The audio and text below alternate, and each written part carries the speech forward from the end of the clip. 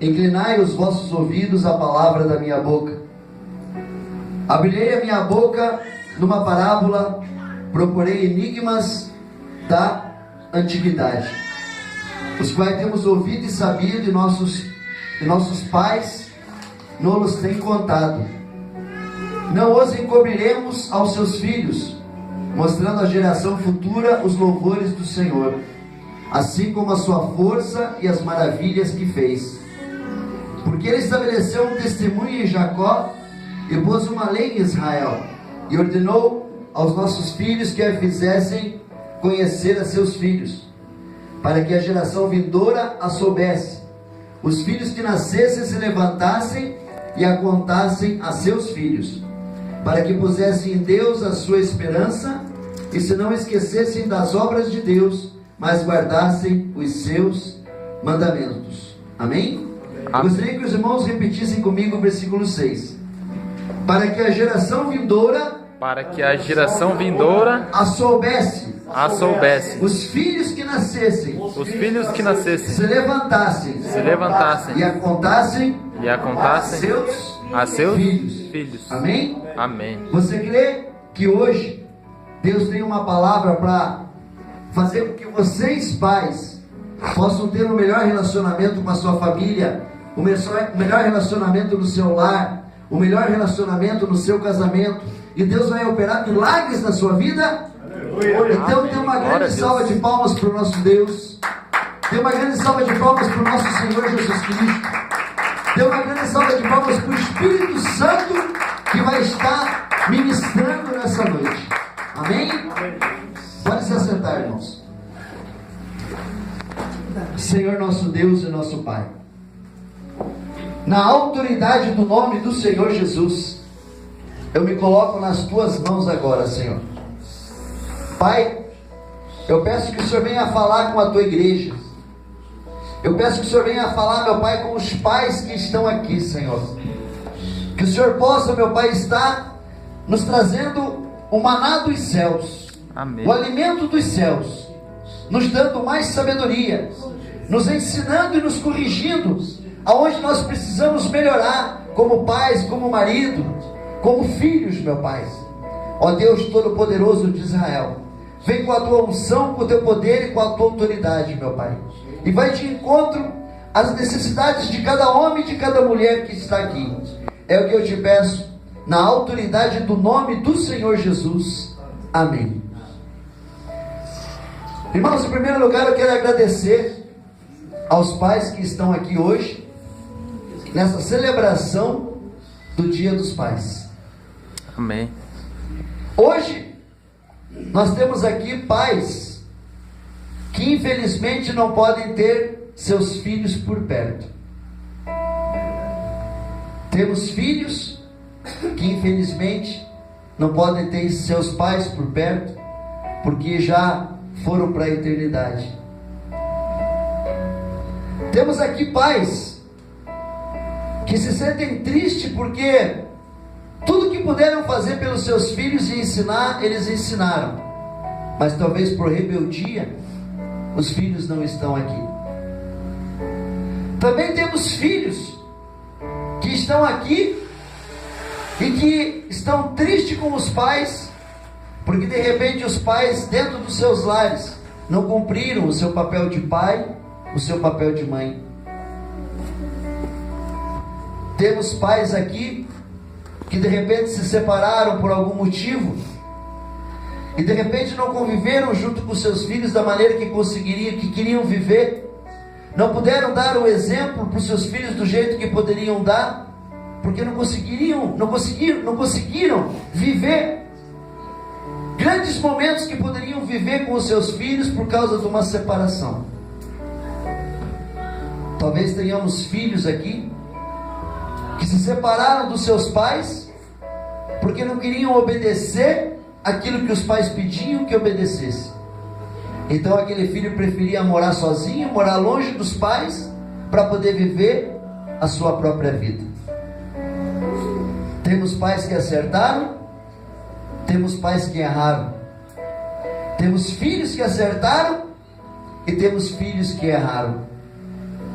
Mas nós estamos aqui para se corrigir, nós estamos aqui para crescer, nós estamos aqui para aprender com o Senhor como que nós podemos melhorar como pais e como que nós poderemos melhorar como filhos. E é por isso que nós estamos aqui nessa noite. Porque o Senhor, Ele não vem julgar, mas o Senhor, Ele vem ensinar. O Senhor, Ele não vem apontar o dedo e dizer que você errou, que você acertou. Mas o Senhor diz que Ele vai te capacitar para que você possa melhorar, para que você possa se aperfeiçoar como pai, como mãe e como filhos. E hoje nós vamos aprender 4 lições importantes de como ser melhores pais, de como ser melhores filhos. E principalmente nós vamos estar exaltando o nosso Pai Celestial. Aleluia. Aquele que não nos corrige com autoridade, mas nos corrige com amor. Porque quando Ele nos corrige, é porque Ele nos ama, é porque Ele quer que a gente melhore, é porque Ele não quer que a gente caia no abismo. E nós vamos estar exaltando esse Pai Celestial que tem nos sustentado e que vai nos sustentar até o dia em que a gente se despedir dessa terra. Oh Deus. Amém? Amém. Então, nós vamos ver hoje 4 conselhos que Deus nos dá essa noite, que vai ser importantíssimo que a gente aprenda. O primeiro conselho é: os filhos nunca devem abandonar seus pais, e os pais nunca devem abandonar seus filhos, por mais erros que eles cometam. Para compartilhar este conselho, eu quero ler o versículo da Bíblia que está escrito em João capítulo 1, versículo 1 a 3, que está escrito assim: aquele que é a palavra veio para o seu próprio país, mas o seu povo não o recebeu. Porém, alguns creram nele e o receberam, e a estes ele deu o direito de se tornarem filhos de Deus. Eles não se tornaram filhos de Deus pelos meios naturais, isto é, não nasceram como nascem os filhos de um pai humano. O próprio Deus é que foi o pai deles. O apóstolo João vem nos ensinar nesses versículos que Deus enviou seu filho para a terra em Israel para morrer em lugar dos seres humanos, para que fossem salvos pelo seu sacrifício na cruz. Mas mesmo o Senhor Jesus vindo à terra, assim mesmo, os judeus rejeitaram o amor de Deus e o sacrifício oferecido por Jesus Cristo na cruz. Mesmo o pai amando seus filhos, os filhos decidiram abandonar o pai e matar o seu filho Jesus Cristo. Irmãos, o nosso Pai, por amor a nós, nos enviou seu Filho para que tivéssemos a marca do Espírito Santo e lembrássemos todos os dias do quanto nosso Pai nos ama e do quanto nosso Pai cuida de nós. Será que amamos a Deus do mesmo jeito que Ele nos ama? Eu tenho filhos, eu tenho filhas, e procuro pregar e ensinar a eles o Evangelho da salvação, porque o maior amor que eu tenho pelos meus filhos é ver a alma deles salva, é ver a graça de Deus estar sobre a vida deles. Não adianta eu deixar para eles bens materiais se a alma deles estiver condenada ao inferno. Eu procuro também viver uma vida de bom exemplo e de boa reputação, porque eu vejo que o bom exemplo de pai tem mais poder do que as minhas palavras. E como será que depois de me despedir dessa terra, meus filhos se lembrarão de mim? Será que eu não preciso consertar com os meus filhos alguma coisa que errei no passado, que ficou pendente lá no passado? Que tipo de lembrança meus filhos terão da convivência que tiveram comigo? Tenho consciência que só os meus filhos é que poderão responder a essas perguntas daqui a alguns anos. Sei que não consigo mudar o meu passado, mas sei que posso me esforçar para mudar o meu presente e o meu futuro. Amém. E tentar produzir boas lembranças na vida de meus filhos daqui para frente. Irmãos, as melhores lembranças que deixamos para os nossos filhos, além do nosso amor, além da nossa presença na vida deles, é o nosso exemplo de cristão. A Michele mesmo estava falando aqui do quanto o irmão Jorge mudou, do quanto que ele se transformou num pai melhor. E isso aconteceu, Michele, não porque o teu pai teve uma mudança, mas porque o Espírito Santo mudou ele. Porque ele não teria forças para mudar, mas o Espírito Santo tem força para mudar o teu pai ou qualquer pessoa que se renda a Jesus. É por isso que a igreja existe, para os doentes, para aquelas pessoas que chegam aqui cheios de problemas, para aquelas pessoas que chegam aqui aonde um psicólogo ou um psiquiatra diz que aquela pessoa não tem mais jeito, mas para Jesus ela tem jeito, para o nosso Deus ela tem jeito, porque o nosso Deus não nos abandona, e Ele nos ama do jeitinho que nós somos. É por isso que às vezes a pessoa, ela faz uma terapia com um psicólogo durante 2 ou 3 anos, faz um tratamento com tratamento psiquiátrico, com psiquiatra, durante vários anos, e não muda. Sabe por quê? Porque falta Jesus, porque falta Deus na vida daquela pessoa. E o conhecimento humano nunca vai conseguir que uma pessoa tenha mudança se ela não tiver o amor de Cristo dentro dela, se ela não tiver a marca do Espírito Santo dentro dela. Aleluia!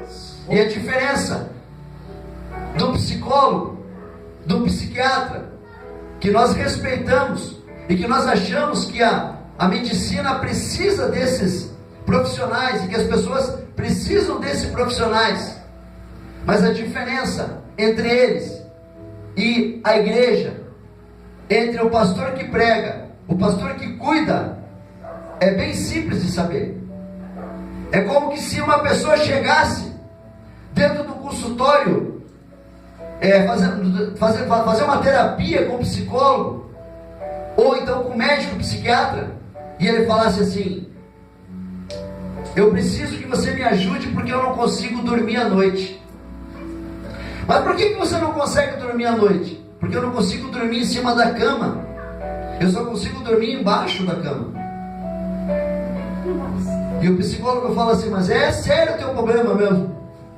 Você não consegue dormir em cima da cama, você só consegue dormir embaixo da cama. Você tem que fazer terapia mesmo, você tem que tomar remédio. Então aquela pessoa vai lá uma vez por semana, faz terapia, e ela continua dormindo embaixo da cama, e não tem conserto. E de repente aquele psicólogo, quando vê que não consegue consertar aquela pessoa, e não consegue fazer com que aquela pessoa saia debaixo da cama, ela manda para o psiquiatra. E então o médico psiquiatra fala assim: agora eu vou resolver o teu problema, agora você vai dormir em cima da cama, agora eu vou te receitar um remédio que você vai dormir em cima da cama. Então ele consulta lá um remédio de tarja preta, para aquela pessoa ficar zonza, para aquela pessoa não saber a direção que toma, e aquela pessoa chega no psiquiatra e fala assim: doutor, eu não consigo dormir em cima da cama, eu estou dormindo embaixo da cama ainda.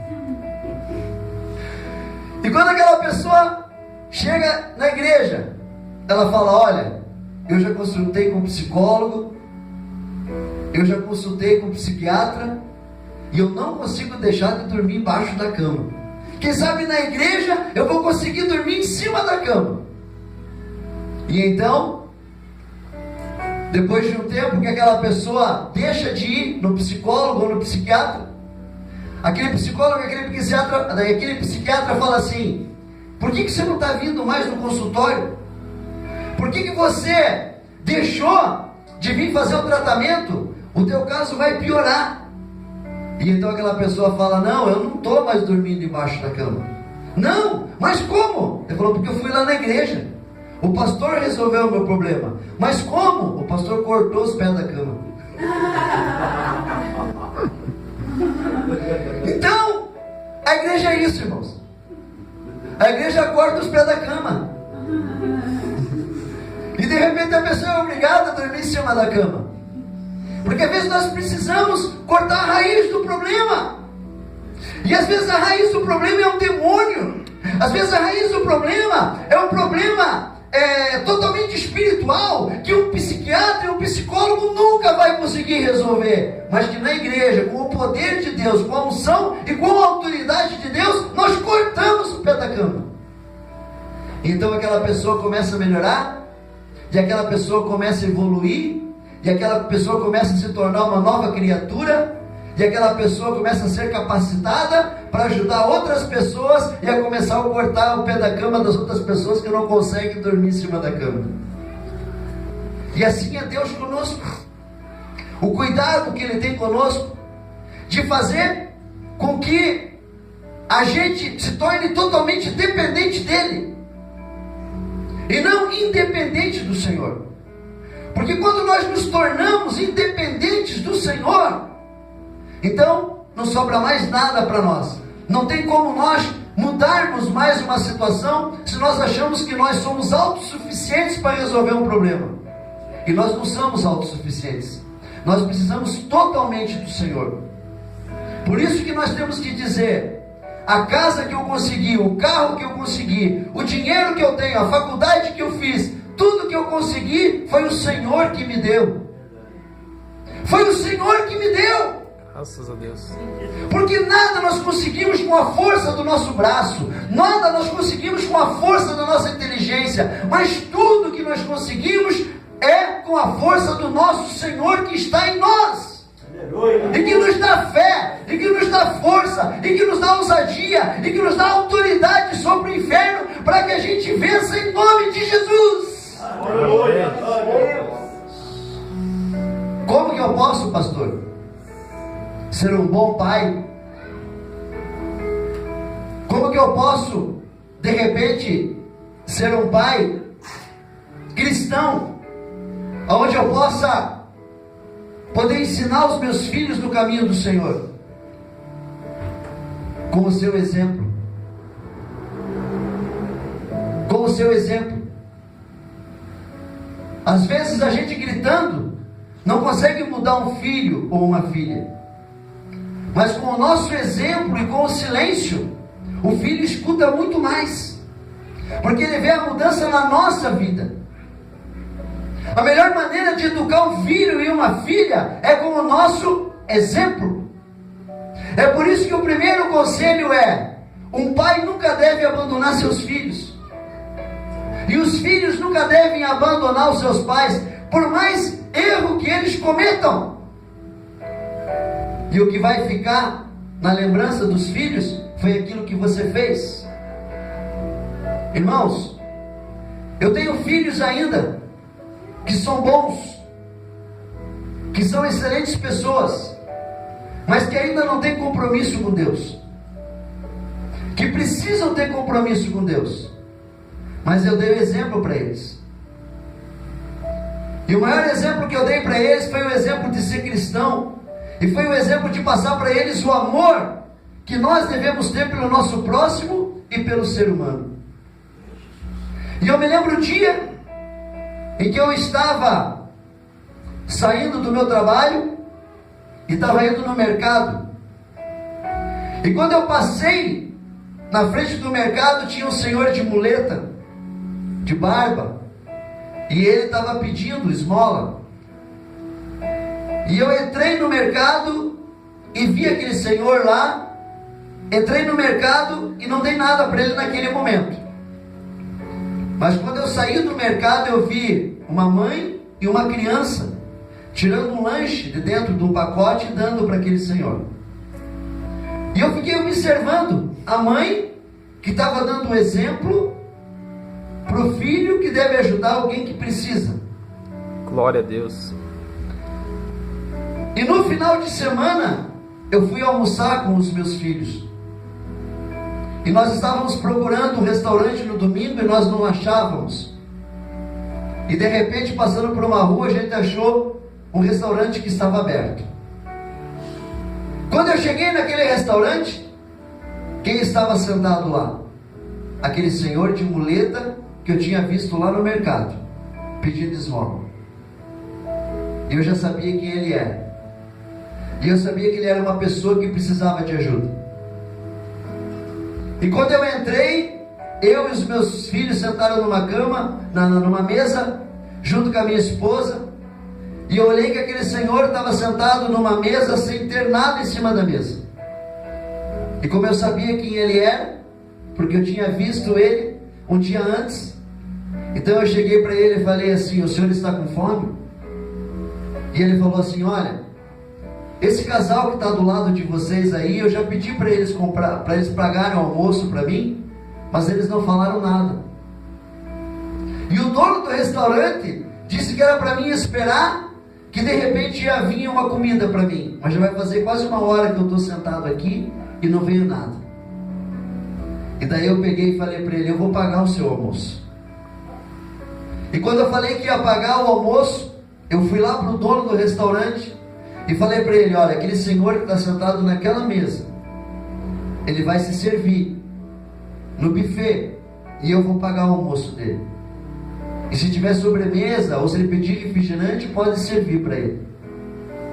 E quando nós estávamos sentados na mesa do restaurante, veio uma moça perguntando para mim assim: qual tipo de carne que vocês querem? E ela deu vários tipos de carne que nós poderíamos escolher. Daí nós escolhemos um tipo de carne. Só que daí eu peguei e falei para aquela moça: eu quero que você vá e ofereça para ele as carnes do mesmo jeito, porque eu estou pagando o almoço para ele.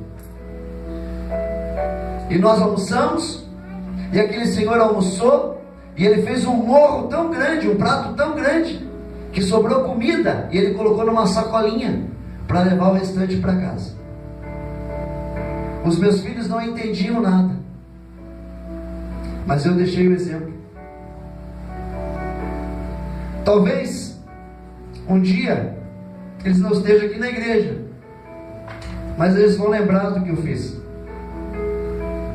Eles vão lembrar que nós precisamos ajudar aqueles que precisam. Esse é o exemplo que nós precisamos deixar para os nossos filhos. O exemplo de ajudar o próximo. O exemplo deles dizer: o meu pai era um homem de bem, o meu pai amava, o meu pai não deixava ninguém passar necessidade. E é com esse exemplo que os nossos filhos vão se tornar cristãos melhores, pessoas melhores para trabalhar no reino de Deus. Porque a maior educação que nós damos para os nossos filhos é o nosso exemplo. E então, quando eu fui pagar a conta daquele senhor, o dono do restaurante falou assim: escuta, eu vou pagar metade. Deu vontade de falar para o dono do restaurante: quando ele estava sentado ali, você não deu almoço para ele. Deu vontade de falar assim: eu vou pagar tudo. Mas não, eu tive que ser misericordioso com o dono do restaurante também. Ele queria pagar metade. Então eu falei: eu vou pagar só a metade, para que você também possa ajudar. Mas o dono do restaurante também aprendeu que ele tinha tanta comida naquele restaurante que ele tinha que repartir com quem não tinha. E ali ele teve o exemplo de um cristão. E aí ele teve o exemplo de um homem de Deus, que com o meu exemplo também pude pregar o evangelho para ele. E depois que nós saímos dali, deixei o cartão para ele, aonde nós comprovava naquele cartão que a gente tinha a igreja, e ele sabia que quem tinha ajudado aquela pessoa era um cristão. Não fizemos aquilo para se mostrar, mas fizemos aquilo para ele entender que a próxima vez que chegasse alguém ali precisando de comida, que ele repartisse, que um prato de comida não ia fazer falta para ninguém. E é esse exemplo, irmãos, que nós precisamos deixar para os nossos filhos, para as nossas filhas, porque eles estão observando cada ato, cada ação que nós fazemos. E o nosso exemplo tem muito mais poder do que as nossas palavras. E por isso que o primeiro conselho é: nunca abandone teus filhos, independente dos erros que eles cometam. E os filhos, nunca abandone seus pais. Porque por mais que os pais errem, vai chegar um momento em que eles vão acertar. Vai chegar um momento que eles vão mudar. Vai chegar um momento que eles vão reconhecer o seu erro. E vai ter uma mudança na vida deles. Então, independente de como é o seu pai, independente de como é a sua mãe, não abandone. Independente de como é o seu filho, como é a sua filha, não abandone. Porque não conseguimos ter pessoas perfeitas dentro da nossa casa, dentro do nosso lar. Não conseguimos ter pessoas perfeitas dentro da igreja. Por isso que na igreja nós temos que olhar para Jesus. Não podemos olhar para as pessoas, porque as pessoas têm defeito. E quando nós olhamos para um homem, para uma mulher, quando nós olhamos para um pastor, para uma pastora, nós temos um grave perigo de cair junto com eles. Agora, quando nós olhamos para Jesus, nós olhamos para a perfeição. Nós olhamos para aquele que tem o melhor exemplo. Nós olhamos para aquele que foi perfeito na sua vida, no seu exemplo e em tudo aquilo que ele ensina para nós. Então é como exemplo que nós conseguimos fazer com que nós tenhamos filhos melhores. Foi com o exemplo de Jesus que nós nos tornamos cristãos melhores. Porque o Senhor Jesus diz: sede meus imitadores, assim como eu sou de meu Pai. E assim nós temos que falar para os nossos filhos: sede meus imitadores. Olhe para a minha vida, se espelhe na minha vida, para que você venha a ser uma boa pessoa, para que você venha a ser um bom cristão, para que você venha a ser um bom filho, para que você venha a ser uma boa filha. E na autoridade do nome do Senhor eu profetizo que se você seguir este conselho, se você começar a melhorar o teu exemplo dentro de casa, você vai ter uma família melhor, filhos melhores, filhas melhores, e todo o teu casamento e toda a tua casa vai ser abençoada em nome de Jesus. E dê uma salva de palmas para o nosso Deus.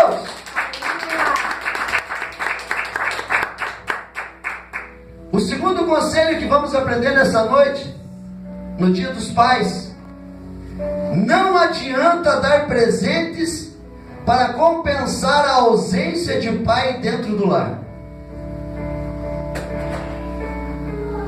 Vamos aprender essa lição lendo 1 Timóteo capítulo 5, versículo 8, que está escrito assim: ora, se alguém não tem cuidado dos seus, e especialmente dos da própria casa, tem negado a fé, e é pior do que o descrente. Se não cuidarmos com o amor da nossa família, a Bíblia diz que negamos nossa fé, e somos pior do que aqueles que não são cristãos. Isso é muito sério, irmãos. Às vezes um pai deseja tentar compensar as longas horas que ele passa ausente dos filhos com coisas materiais, com presentes, com dinheiro, enquanto o que a família quer mesmo é que o pai esteja presente na vida dos filhos.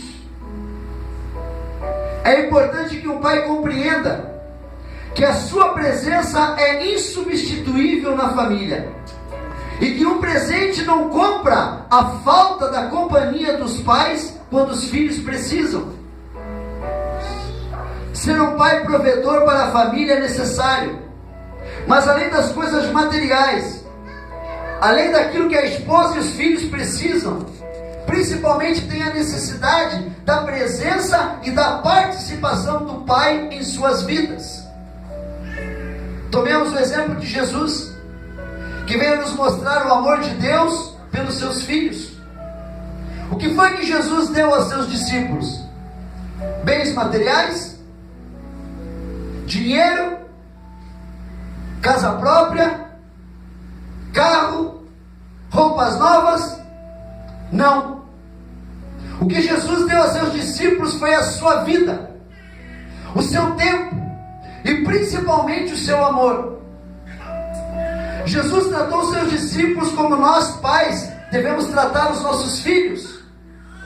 Dedicar parte do nosso tempo e nosso amor à nossa família. Alguns pais usam todo o seu tempo e toda a sua energia no trabalho, deixando quase nada para a sua família. O resultado é que a esposa e os filhos recebem só os restos do nosso tempo. Irmãos, preste atenção no que o pastor vai ensinar para vocês. Nossos filhos merecem mais.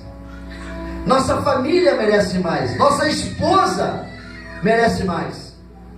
Se você não reservar parte do seu tempo e de sua energia e de sua força para a sua família, você corre o perigo de perder o seu casamento e corre o perigo de perder seus filhos para uma má amizade ou para um vício.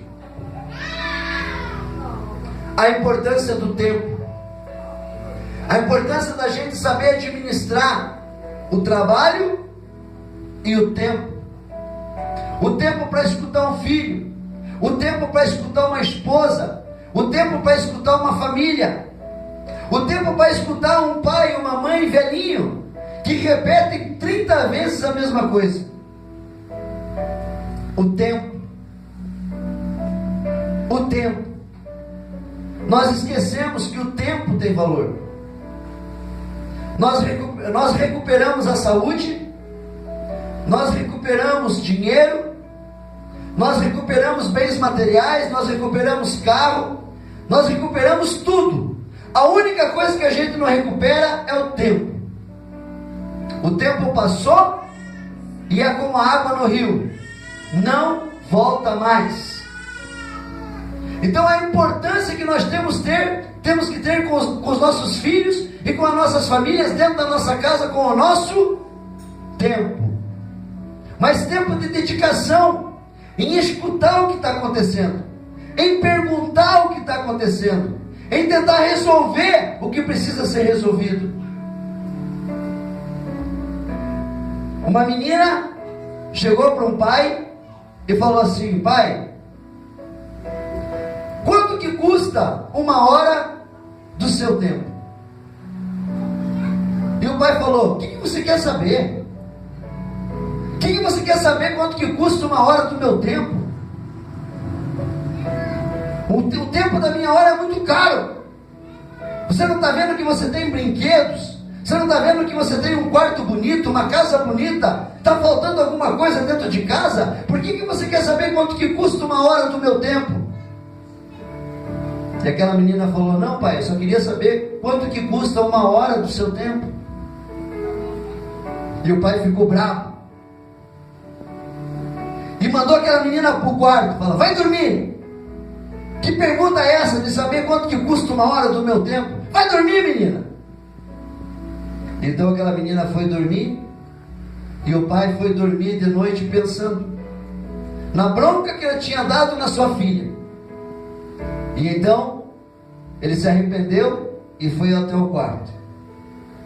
E quando ele chegou no quarto, ele pegou e viu a sua filha chorando. E ele perguntou: por que você está chorando? Então ela falou assim: por que você não respondeu a minha pergunta, pai? Eu só queria saber quanto que custa uma hora do teu tempo. Ele falou: então tá bom, eu vou te falar. Uma hora do meu tempo custa R$50. Se for para você parar de chorar, eu estou te falando, R$50 custa uma hora do meu tempo. É isso que eu ganho no meu trabalho. E daí aquela menininha pegou e falou assim para o pai: pai, você me empresta R$25? E mais uma vez ele sentiu vontade de brigar com ela, porque além de perguntar o tempo, ele quis emprestar dinheiro. Mas ele se segurou e falou: mas por que você quer R$25, minha filha? Daí ela pegou e tirou R$25 debaixo do travesseiro e falou: não, pai, é porque eu tenho 25 guardado. E se você me emprestar mais 25, então eu posso pagar os R$50 para você me dar uma hora do teu tempo para mim. Então, irmãos, será que nós não estamos pecando dentro da nossa casa? E deixando aquilo que tem de mais valioso dentro da nossa casa ir embora? Que é o tempo. Às vezes nós estamos achando que somos bons pais, que somos boas mães, mas não estamos dedicando o tempo necessário para um filho ou para uma filha. E se de repente esse filho e essa filha não achar tempo com o pai e com a mãe, que precisam ser o seu melhor amigo, a sua melhor amiga, então esse filho vai achar o tempo com uma amizade. E essa amizade às vezes não pode ser uma boa amizade. E aonde por causa do tempo nós perdemos o nosso filho e a nossa filha para o traficante. Perdemos o nosso filho e a nossa filha para o vício. Perdemos o nosso filho e a nossa filha para a prostituição. Então, a partir de hoje, não importa quanto custa o seu tempo, não importa qual é o valor que você ganha na tua empresa, eu quero te dizer que o teu filho e a tua filha, a tua esposa e a tua família tem mais valor do que esse dinheiro que você ganha lá na tua empresa. Oh, glória a Deus, aleluias! Dedique mais tempo para a sua família. Dedique mais tempo para os seus filhos. Dedique mais tempo para as suas filhas. Dedique mais tempo para a sua esposa. E não faça desse tempo um momento de brigas, mas faça desse tempo um momento de diálogo. Porque a diferença entre você discutir e dialogar é que quando você discute com uma pessoa, ali existe um ganhador e ali existe um perdedor. Mas quando você dialoga, os dois ganham. Os dois crescem. Então aprenda a dialogar. Aprenda a conversar com sabedoria. Aprenda a ter um diálogo aonde você vai conseguir com que você ganhe e os teus filhos ganhem. Aonde a tua família ganha, aonde o teu casamento ganhe, aonde a tua casa ganhe. Aonde aquele problema que precisa ser solucionado, às vezes só precisa de um diálogo e só precisa de um tempo. E às vezes nós achamos que resolvemos aquele problema com dinheiro, resolvemos aquele problema levando presentes, mas não. Às vezes a única coisa que o filho precisa é de um tempo do pai e o tempo de uma mãe. Amém? Então, amém. Que nesta noite nós possamos administrar melhor o nosso tempo com a nossa família. Glória a Deus, aleluias.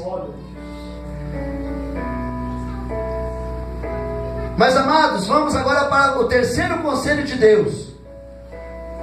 E o terceiro conselho é: devemos amar, perdoar e conviver com nossos filhos e nossa família, independente dos seus erros e defeitos. Vamos ver esse conselho lendo agora Colossenses capítulo 3, versículo 12 a 14, que está escrito assim: revesti-vos, pois, como eleitos de Deus, santos e amados, de ternos afetos de misericórdia, de bondade, de humildade, de mansidão, de longanimidade. Suportai-vos uns aos outros, perdoai-vos mutuamente, caso alguém tenha motivo de queixa contra outrem. Assim como o Senhor vos perdoou, assim também perdoai vós. Acima de tudo isto, porém, esteja o amor, que é o vínculo da perfeição. Que conselho maravilhoso, irmãos. Suportar uns aos outros é suportar de forma graciosa aquelas atitudes que consideramos desagradáveis, ofensivas e até mesmo pecaminosas da parte de pessoas da nossa família. Nós, os pais, devemos tratar nossos filhos e nossa família com paciência, suportando as ofensas, perdoando os erros e colocando o amor e a misericórdia acima de tudo, porque não desejamos que nenhuma pessoa da nossa casa se perca. Deus é paciente para conosco e Ele nos ama como nós somos, independente dos nossos pecados, dos nossos erros e das nossas fraquezas. Nós também devemos imitar o nosso Deus e ter paciência com as pessoas que cometem erros dentro da nossa casa. Claro que em alguns momentos precisamos ser enérgicos com os nossos filhos, precisamos educá-los, mas isso não pode se tornar um hábito que faça com que sejamos insuportáveis dentro de casa. Quando nos irritamos com facilidade e somos rápidos demais em apontar os erros dos nossos familiares, os maus hábitos, os problemas de personalidade e até mesmo os pecados nos outros, nós contribuímos para que o espírito de julgamento e de crítica surja no meio da família. As sementes da discórdia e da divisão serão semeadas no meio do nosso lar. Devemos aprender que quando tivermos que corrigir ou repreender alguém de nossa família, devemos fazê-lo sempre com uma atitude de amor, com uma atitude de humildade, com uma atitude de sabedoria. Quando aprendemos a ter sabedoria em nossas palavras, em nossas atitudes, nós estaremos caminhando para um ambiente mais sadio e cheio de paz em nosso lar. Amém, irmãos? Amém. Irmãos, existem momentos que nós devemos corrigir os nossos filhos, porque a Bíblia diz que nós devemos corrigir os nossos filhos com a vara. E às vezes a vara é literal. Tem mesmo que dar uma chinelada, tem mesmo que dar uma cintada, porque os psicólogos, psiquiatras dizem que nós não devemos bater nos nossos filhos. E é por isso que nós temos uma geração que não respeita os pais. É por isso que nós temos uma geração que maltrata seus pais, porque não tem educação, porque não recebe educação dentro de casa. Isso não quer dizer que nós devemos bater nos nossos filhos a ponto de machucá-los, mas a ponto de corrigi-los. Por isso que a Bíblia diz que nós devemos corrigir os nossos filhos com a vara. E às vezes a vara nem é o chinelo e nem a cinta, mas às vezes a vara é uma palavra de autoridade, de respeito dentro do lar. E às vezes nós precisamos usar de estratégias, de sabedoria, para poder educar os nossos filhos. Tinha o caso de um rapaz que ele tinha um espírito de ostentação, e o pai queria ensinar para ele a humildade, e o pai queria ensinar para ele que uma pessoa só cresce quando ela é humilde. E a humildade não é uma pessoa ser pobre, a humildade é uma pessoa até ter dinheiro, ter muita posse financeira, mas ser humilde com as pessoas. E às vezes nós vemos uma pessoa que não tem nada financeiramente, mas é arrogante com as pessoas. Então ser humilde não depende de dinheiro, não depende de você ser rico ou pobre, mas ser humilde é você tratar as pessoas com respeito e valorizar as pessoas, sabendo que todas têm o mesmo valor. Isso é ser humilde. Glória a Deus. Ser humilde é dar o exemplo do Senhor Jesus, que era o próprio Deus, mas que diante dos seus apóstolos, que faziam uma aposta de quem era o maior, Jesus foi e lavou os pés deles. Aleluia. E disse que o maior era aquele que era servo, o maior era aquele que era humilde. E então esse pai queria ensinar para esse filho um espírito de humildade. E então ele via que esse filho, pela sua arrogância, pela sua ostentação, ele dava muito problema no colégio, e ele não conseguia tirar boas notas no colégio, não conseguia passar de ano. Então esse pai teve uma ideia. Esse pai falou para ele assim: filho, se você conseguir passar no segundo grau, se você conseguir passar no vestibular de medicina, eu vou te dar um carro, e você pode escolher o melhor carro que você quiser, mas você vai ter que melhorar nos teus estudos, você vai ter que melhorar no teu comportamento, você vai ter que melhorar no teu relacionamento dentro de sala de aula, porque eu só tenho reclamação de que você machuca as pessoas, que você ofende as pessoas, que você não tem respeito pelas pessoas, porque você é filho de um médico.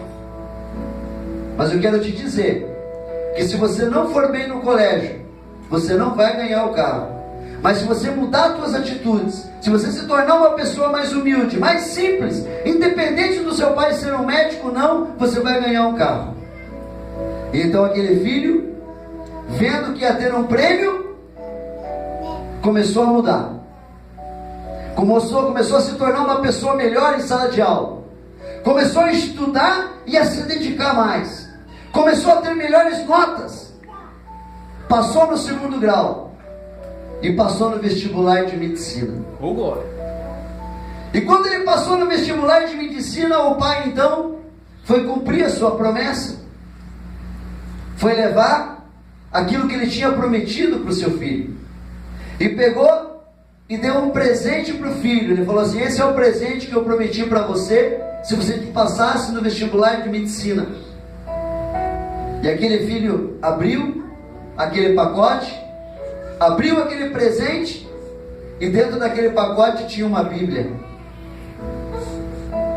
E quando ele viu aquela Bíblia, o seu coração já encheu de furor, porque ele tinha ostentação, ele não tinha humildade, ele não conseguia reconhecer o que era humildade, e o pai queria dar uma lição de humildade para ele. E então quando ele pegou aquela Bíblia, ele pegou e falou assim para o pai: você não tinha me prometido um carro? Você não tinha me prometido que se eu passasse no vestibular de medicina eu ia ganhar um carro? O que você me dá? Uma Bíblia. O que uma Bíblia vai mudar na minha vida? O que uma Bíblia é presente para mim, se você me prometeu um carro?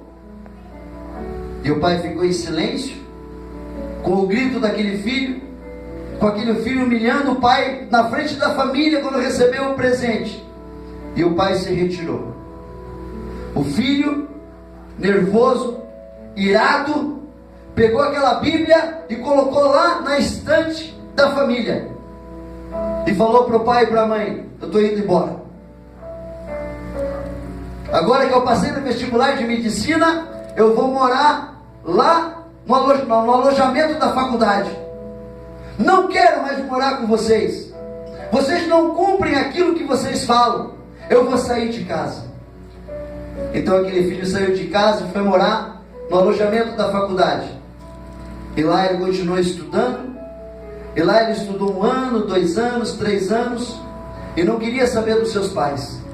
Não queria notícia dos seus pais. Nem ligava para saber como é que eles estavam. E passaram 5, 6 anos. E aquele menino se tornou médico. E depois de um tempo, ele começou a fazer o curso para se aperfeiçoar, para ele poder ser um médico que tivesse, que fosse um médico ortopedista ou um médico urologista, que ele pudesse ser um médico que ele pudesse ter uma, como é que nós chamamos, irmãos? Quando o médico se forma depois da faculdade? Uma especialização.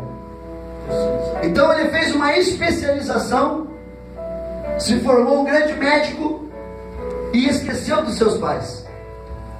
E de repente veio uma notícia que o seu pai tinha falecido. E ele não procurou o seu pai em nenhum momento que ele estava fazendo a faculdade. Mas na morte do seu pai, ele achou por bem ele ir lá no velório do pai. Quando ele chega no velório do pai, a mãe dá a Bíblia para ele. A única lembrança que tinha ficado do seu pai, a Bíblia que ele tinha ganhado no dia da sua formatura. Então ele começou a chorar no caixão do pai, e o pai foi enterrado, e a tristeza veio ao seu coração, porque ele tinha abandonado a sua família e tinha abandonado o seu pai. E quando ele pega aquela Bíblia, lá na casa dele, ele abre aquela Bíblia, ele vê que dentro daquela Bíblia tem um envelope, e dentro daquele envelope tinha uma carta, e dentro daquela carta estava escrito assim: filho, você passou no vestibular de medicina, aqui tem um cheque, escolha o carro e o modelo que você quer comprar. Então, irmãos, às vezes a ostentação, às vezes nós querendo ser melhor do que os outros, não respeitando os nossos pais, achando que os nossos pais devem fazer toda a nossa vontade, nós deixamos de receber as bênçãos que já estão nas nossas mãos. Aquele filho por rebeldia, aquele filho por desrespeito ao seu pai, perdeu a bênção que o pai tinha dado para ele na sua formatura. O pai tinha cumprido aquilo que ele tinha falado, colocou o cheque dentro da Bíblia, mas a única coisa que o pai queria era a humildade dele reconhecer que tudo que ele tinha feito era por bens materiais, mas que ele não conseguiria nada na vida sem ter o próprio Deus na vida dele. E a Bíblia representava aquilo de melhor que o pai queria dar para ele, não só o cheque do seu carro novo, mas representava a salvação da sua alma, que o principal era estar na presença de Deus, que o principal era viver com o Senhor, que o principal era aprender a palavra do Senhor, e assim ele se tornaria um grande médico, assim ele se tornaria um grande homem, assim ele se tornaria um verdadeiro filho, que tinha escutado realmente o melhor conselho que um pai dá: educa os teus filhos no caminho do Senhor, e até depois de velho, eles não se desviarão desse caminho. Será que nós, os pais, estamos colocando a Bíblia na mão dos nossos filhos? Será que estamos fazendo a nossa parte? E a Bíblia que eu estou falando não é a Bíblia literal, mas a nossa Bíblia viva. Nós somos a Bíblia que os nossos filhos têm que enxergar.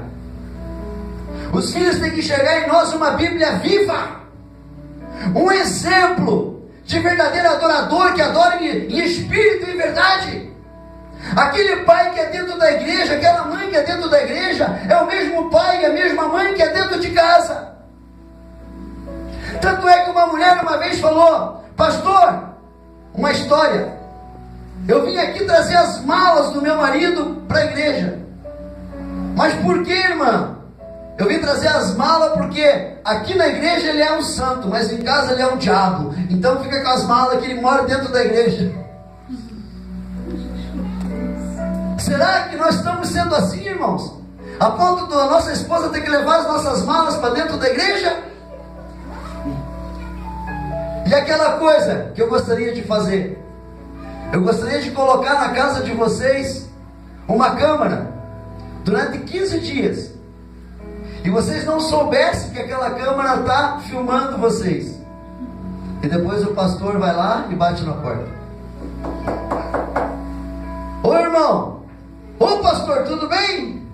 Como é que estão as coisas, irmão? Como é que está tratando a família? Como é que está tratando os filhos? Como é que os filhos estão tratando você? Tudo na bênção, pastor, tudo na bênção. Não, mas eu tenho a gravação aqui, irmão. Eu tenho a gravação dos últimos 15 dias aqui. Eita glória. Eu vim aqui para nós conversar sobre a gravação. Será, irmãos, que se eu colocar a câmera lá na casa de vocês, eu vou poder ver verdadeiros adoradores, verdadeiros pais e verdadeiros filhos dentro da casa de vocês? Será que eu vou poder bater na porta e poder dizer assim: olha, realmente vocês aprenderam a lição, realmente Jesus é Senhor na vida de vocês, é Senhor na vida dos pais, é Senhor na vida dos filhos, é Senhor na vida dos filhos, é Senhor na vida deste lar. Oh, glória a Deus, aleluia, santo é o nome do Senhor. Glória a Deus. Mas voltando à pregação, vamos ver agora a quarta e última lição para termos o melhor relacionamento com a nossa família. A quarta lição é: mais importante que os pais gritarem e dar sermões é saber escutar a sua família. A Bíblia nos ensina isso no livro de Tiago, capítulo 1, versículo 19, que está escrito assim: todo homem, pois, seja pronto para ouvir, tardio para falar, tardio para se irar. Quando as coisas fogem do controle da nossa casa, temos a tendência natural de inverter a ordem que Tiago ensinou nesse versículo. Em vez de ouvir, primeiro nós nos iramos. Em vez de ouvir, primeiro nós gritamos. Primeiro nós ficamos com raiva, daí gritamos. Quando isso acontece, nós perdemos o mais importante: o domínio próprio. O diálogo